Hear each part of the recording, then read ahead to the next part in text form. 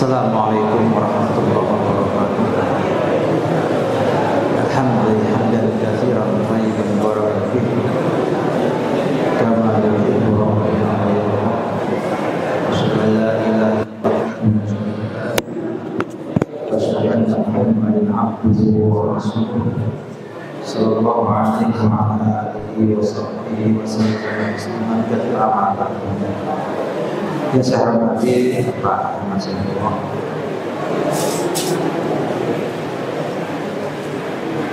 Ketua Yayasan 1416 Salafi, para pengurus, para asatidzah dan ustadzah serta keluarga besar 15 yang saya cintai. Hidup di Ramadan menikmati keindahannya, menikmati kebahagiaannya di dunia, namun tidak mampu karena usianya sudah habis. Berapa banyak orang yang punya keinginan untuk bisa menikmati Ramadan, namun menyia-nyiakannya. Berapa banyak orang yang mengerti keberkahan Ramadan namun tidak mendapat ampunan Allah Subhanahu wa taala. Oleh karena itu kita wajib bersyukur atas taufik kemudahan ini sehingga kita bisa menikmati Ramadan dengan puasa, dengan sholat malam dan lain-lainnya, sehingga berharap ada perubahan yang signifikan pada keyakinan kita, pada ibadah kita, pada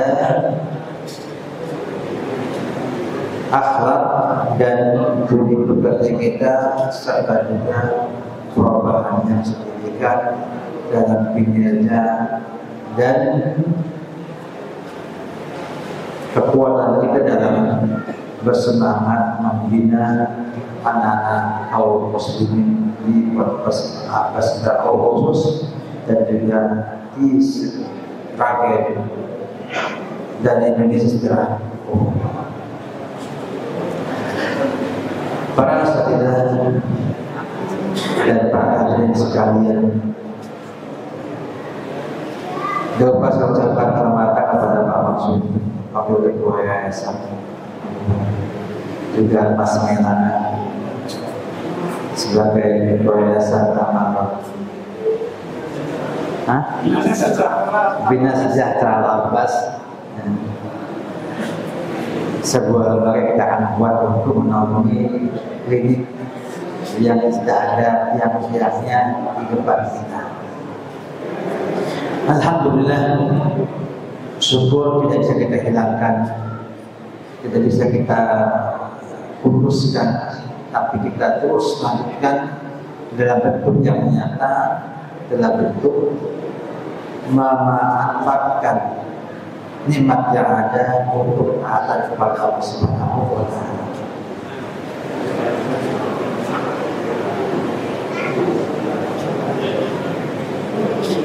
Ramadan adalah bulan yang baik untuk kita berubah, karena Allah Subhanahu wa taala memudahkan banyak hal untuk kita berubah,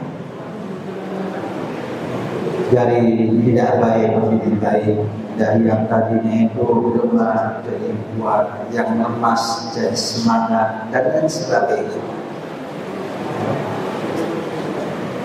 Kemudian mudah-mudahan ini terus berlanjut sampai pasca Ramadan,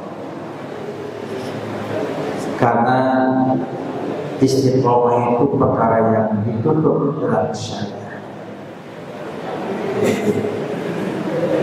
Sehingga Allah katakan pada mereka yang mengatakan Rabbunallahu maka tsumastaqam. Kata Nabi, "Qul amantu billah tsumastaqim." Jadi kita tidak hanya baik Ramadan, tapi juga lebih baik di bulan-bulan yang setelahnya. Oleh karena itu, marilah kita bersegera untuk perbanyak amal kebaikan kita. Nabi sudah mengajarkan semuanya dalam sebuah hadis yang mulia. Kata beliau, badir bil a'mal fitanan tapi atil laili kulli yusbih al-rajul mu'minan wa yumsi kafiran wa yusbih mu'minan wa yumsi mu'minan wa yusbih kafiran yabi'u dinahu bi'aqdin.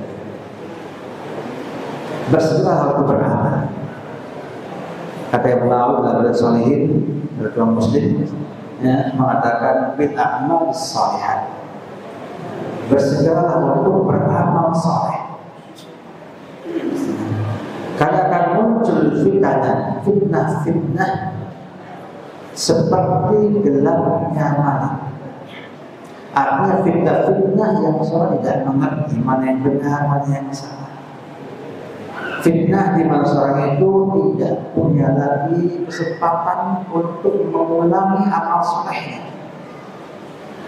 Saat-saat di mana kaum muslimin disibukkan dengan perkara-perkara yang membuat dia tidak mampu untuk beramal soleh. Sehingga kata beliau SAW, pagi hari orang itu mukmin, sorenya kafir. Sorenya mukmin, baginya kafir. Menjual agama dengan sedikit daripada perhiasan dunia. Ada sebuah anjuran untuk bersegera beramal saleh. Oleh karena itu mau dalam Shalihin memasukkannya dalam bab al-musabaqah ila al-khairat, bersegera dalam kebaikan terjadi.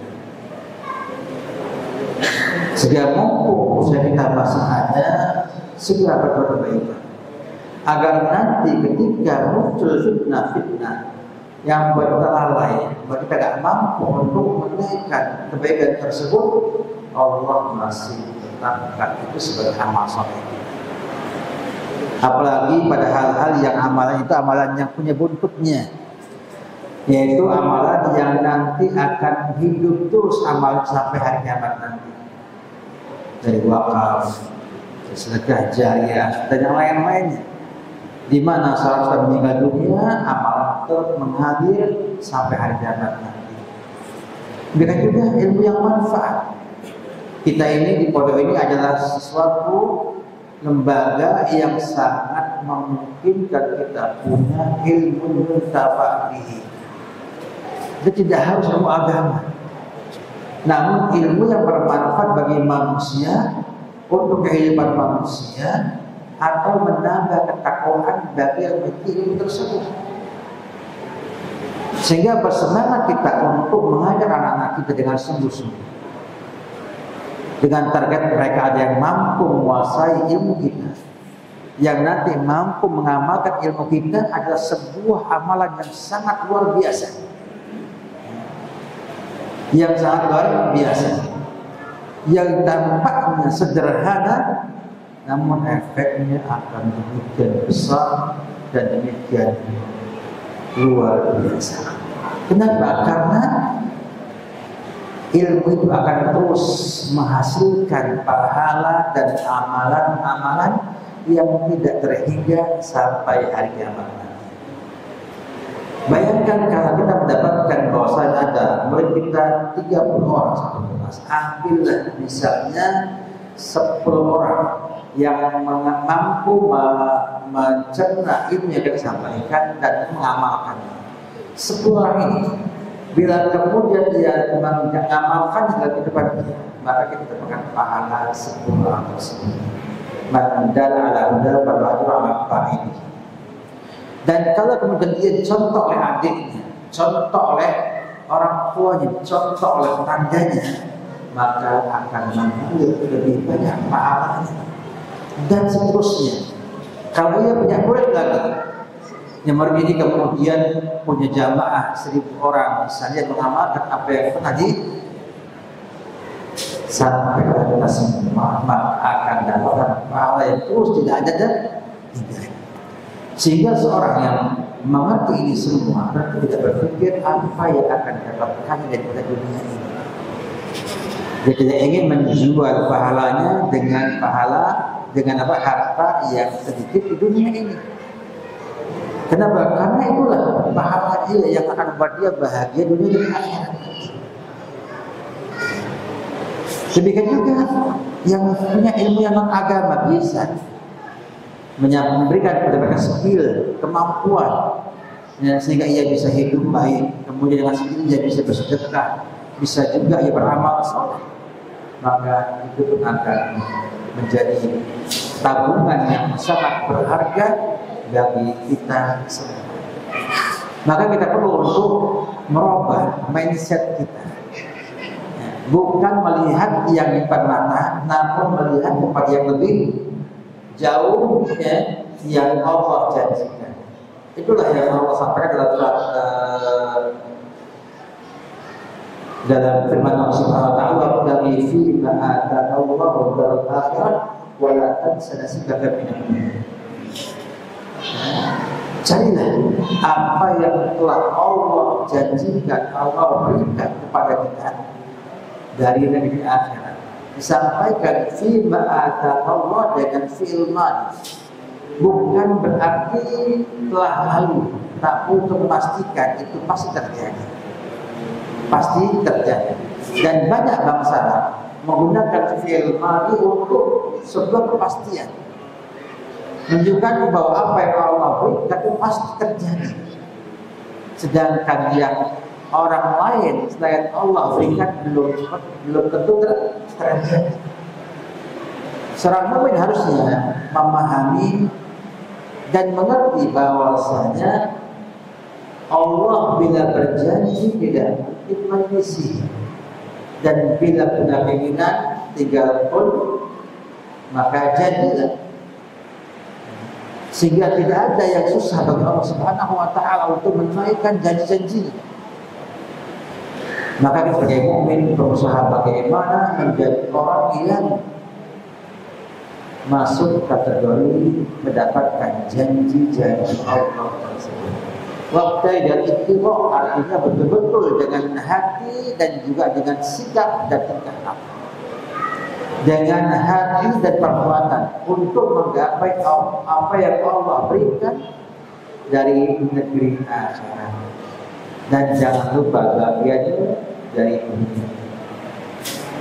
Karena umumnya orang dia sudah fokus pada ibadah itu lalai dengan dunia. Padahal dunia itu dibutuhkan untuk memperkuat akhirat, sehingga akan sempurna bila orang itu tidak lupa dengan dunianya, namun tujuan utamanya adalah akhiratnya terus. Oleh karena itu, janji Allah sangat banyak sekali, baik melalui Al-Quran maupun Sunnah Rasulullah SAW kepada mereka yang bersemangat mendidik anak-anak kaum muslimin atau mendakwahi seluruh kaum muslimin. Cukuplah bila kita sampaikan pada antum keutamaan yang Nabi sampaikan kepada Ali bin Abi Thalib ketika beliau diberikan oleh Nabi panji untuk perang Khaybar. La ilaha illallah wa wahidun khairun min an takuna khurun. Kamu mampu memberikan petunjuk hidayah pada seseorang, itu lebih baik daripada kontak. Yang jadi di sana kalau kita bahasa mungkin Lexus ya, zaman sekarang mungkin sebagai lambang bahwa itu orang kaya, orang yang punya onta merah orang kaya.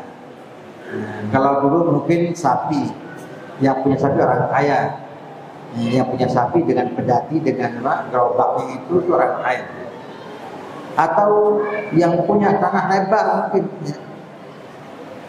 Tunjukkan bagaimana dikatakan bahwa memberikan hidayah kepada orang lain dengan sebab kita mengajarkannya, mendidiknya, itu punya pahala sangat luar biasa. Dan kita sudah disiapkan sebuah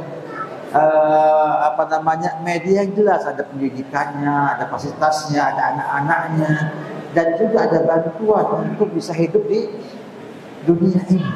Sehingga nasib dan dunia sudah ada. Tinggal kita semangat untuk mencari akhiratnya, mencari apa yang Allah berikan dari akhirat tersebut.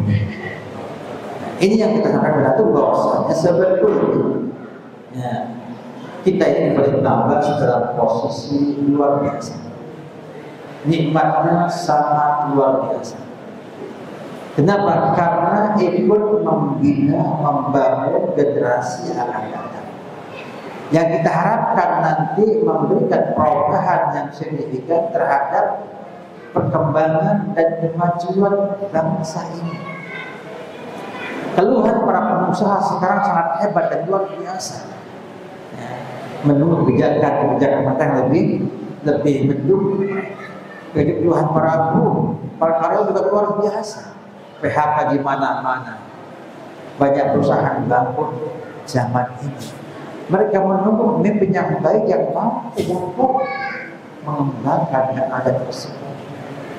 Nah, sumbangan kita dengan bina anak-anak ini mentalnya baik, skillnya baik, pengetahuannya baik, akan memberikan sebuah pengaruh yang cukup signifikan nantinya dalam kebijakan pemerintah membela rakyatnya tersebut.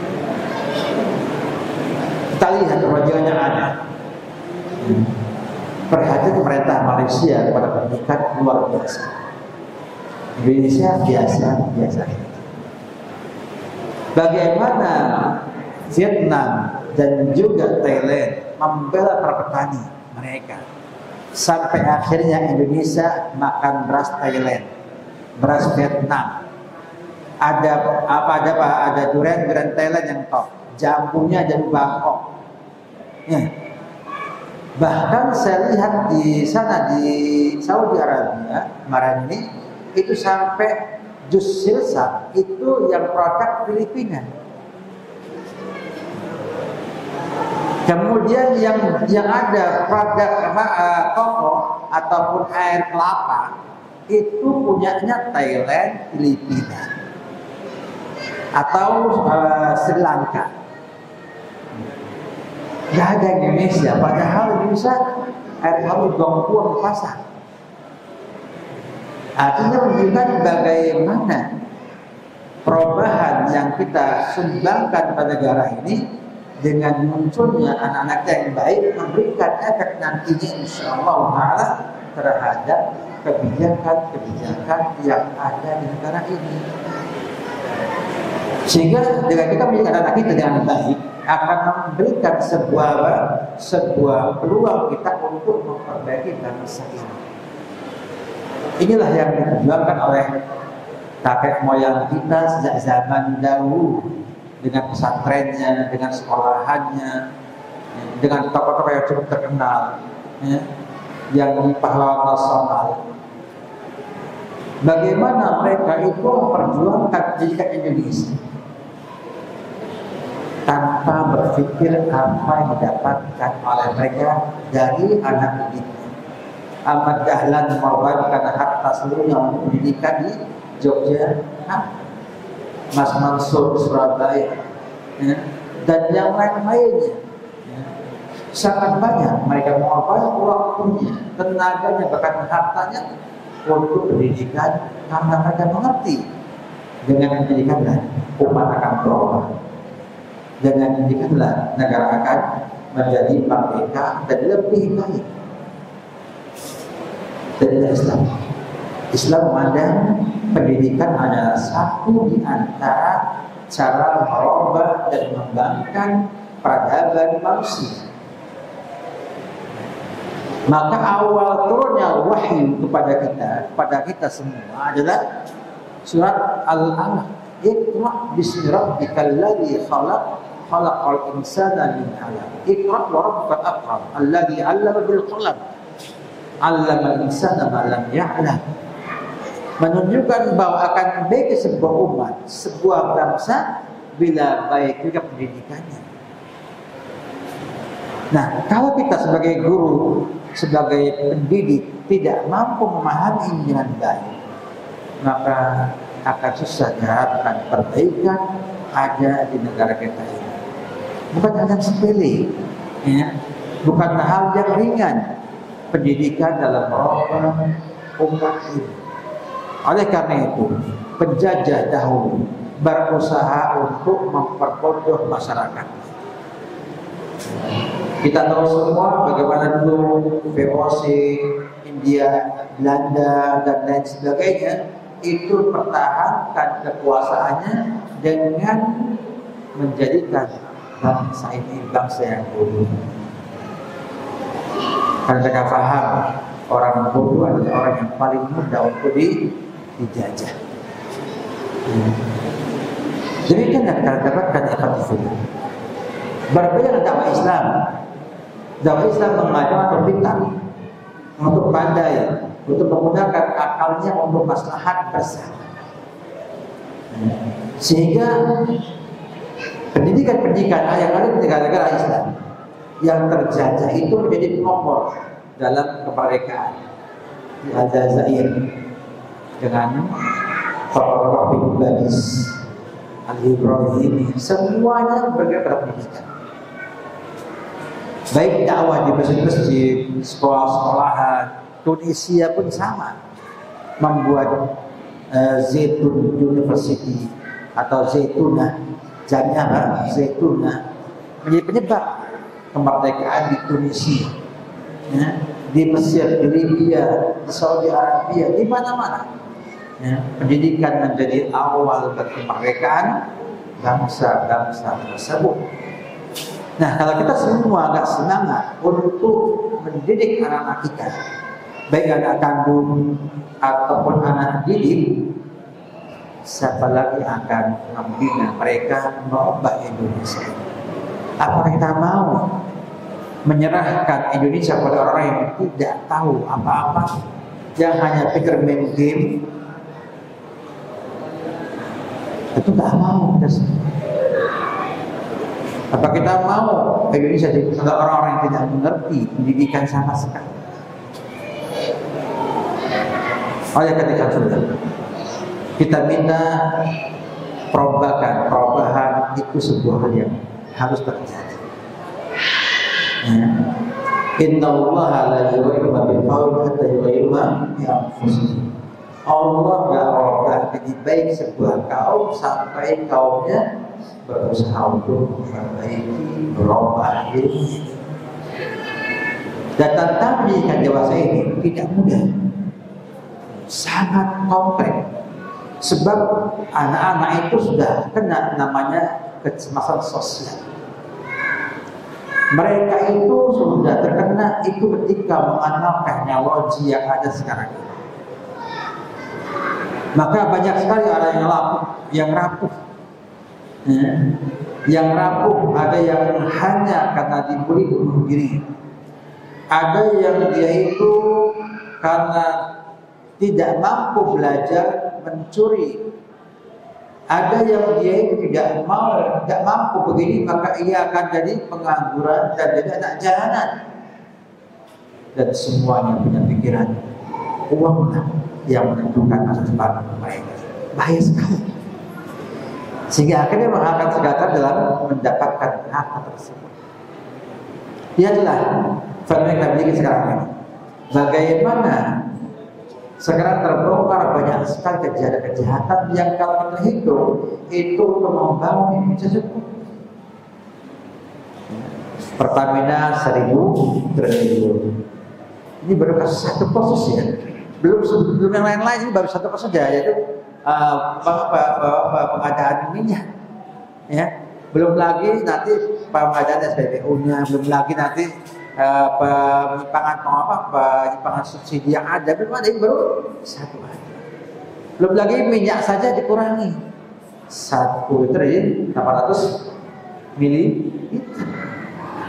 Nah, ini semua kan berbahaya sekali.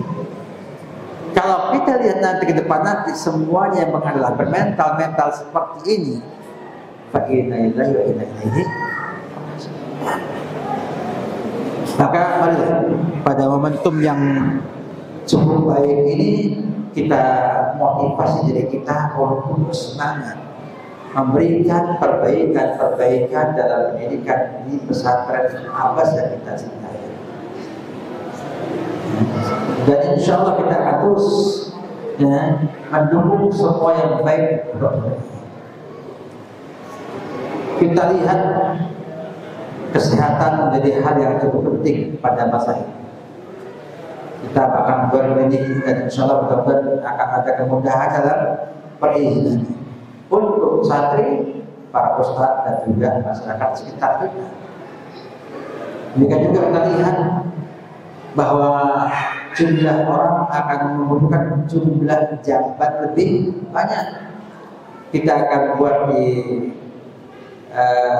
Negeri Selatan, insya Allah beberapa WC baru biar anak-anak nanti bisa lebih mudah dalam mandi dan juga mencuci. Kayak betul-betul dalam kondisi yang cukup on track untuk berjalan bangunannya. Ini semua dalam rangka untuk menunjang fasilitas pondok, memudahkan untuk mendidik anak-anak tersebut. Ini semua adalah sebuah semangat daripada pengurus pesantren dan juga yayasan agar supaya bagaimana pendidikan semakin meningkat dan bisa menjadi menara, menjadi tanda bahwasanya pondok kita bisa menjadi pesantren. Kalau di Kemenang ada namanya ramah anak, ramah lingkungan. Artinya bukan hanya sekedar ramah untuk anak, tapi juga lingkungan sekitarnya juga. Jadi kita akan coba semua.